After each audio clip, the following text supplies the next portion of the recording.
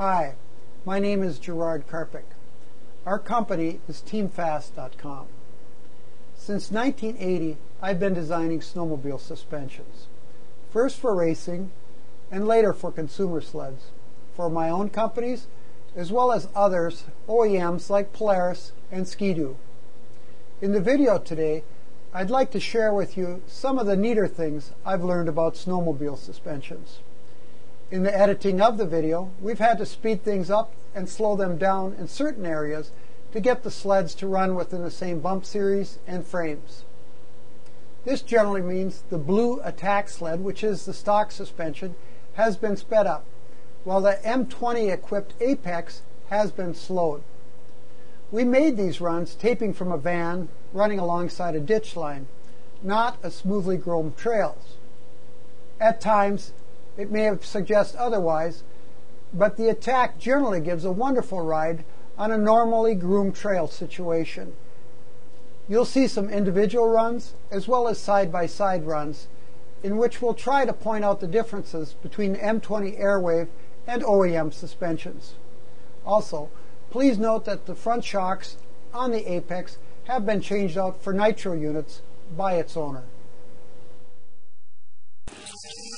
In this video, we will attempt to answer some very legitimate questions that are likely to factor into any purchase decision of an M20 Airwave suspension. Number 1. How big a difference is there between the M20 and stock suspension? And number 2, what is the real benefit you will obtain if you purchase one? Hopefully, we'll make these points perfectly clear. For today's comparison, we've chosen two of our favorite sleds, based on their ride quality and overall performance. The blue-colored sled is a Yamaha Attack. It has a stock 136-inch monoshock rear suspension. The red sled is a Yamaha Apex, featuring our industry-leading M20 Airwave rear suspension. With 0 to 6-inch terrain making up the majority of impacts encountered on groomed trails today, we chose the Attack as our stock base sled, knowing its ride quality is above OEM par at this bump height, and we wanted similar sleds for a clear comparison. During the run, you'll notice the rider on the stock suspension Attack being pitched more often, sometimes severely. He has to work harder to maintain control. Hopefully you've noticed that the start point for both sleds were the same, and they're running the very same ditch line. Noticeably, the stock suspension sled has slowed more often to enable the rider to maintain control in bumpier sections. We'll take a closer look at some of those sections later.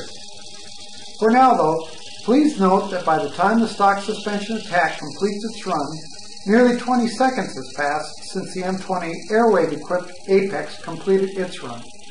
As crazy as this sounds, this sizable time differential took place in less than a mile and a half. Think about that at the end of the day. In this segment, we'll take a look at what goes on in smaller bumps. Here you'll be able to see the importance of the suspension's attitude. Our blue stock suspension Attack is well known for its comfort level in this bump type, and well it should be. Here we believe its performance is unmatched by other OEM suspensions. Now, slowing things down a bit, we can show you the differences in attitude and how important they are to rider comfort. I must point out that both sleds are traveling the same bump section, although they are a bit out of sequence. That said, you'll still notice that the attitude or inclination of the seat and chassis above the M20 Airwave remain pretty consistent throughout the run, whereas the attitude of the stock suspension sled is ever changing, and you can see that additional energy is being imparted to the rider. In this segment, even more so later on, you will see the M20 Airwave's design maintains the sled's attitude in nearly all situations.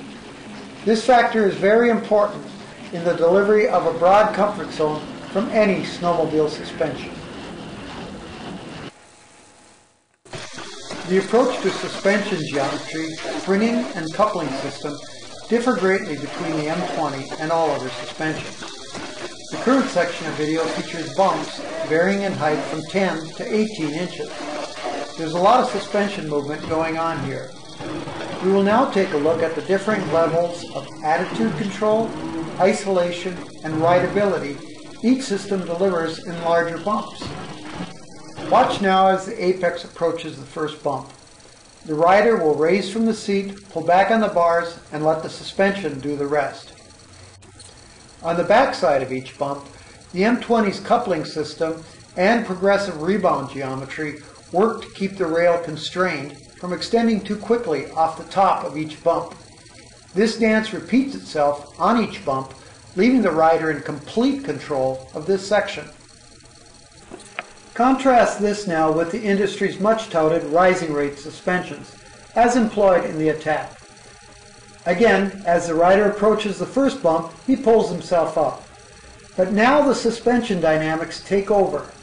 He loses the sled's attitude off the top of the first bump, causing the nose to dip into the second.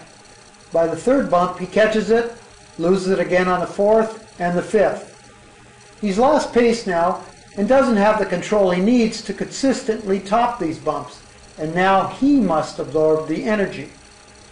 This cycle is replayed in every rising rate suspension due to the fact that they all invert to falling rate on the most important side, the return stroke. Because the return controls the sled's attitude and overall rideability, focusing progression here can deliver great benefits.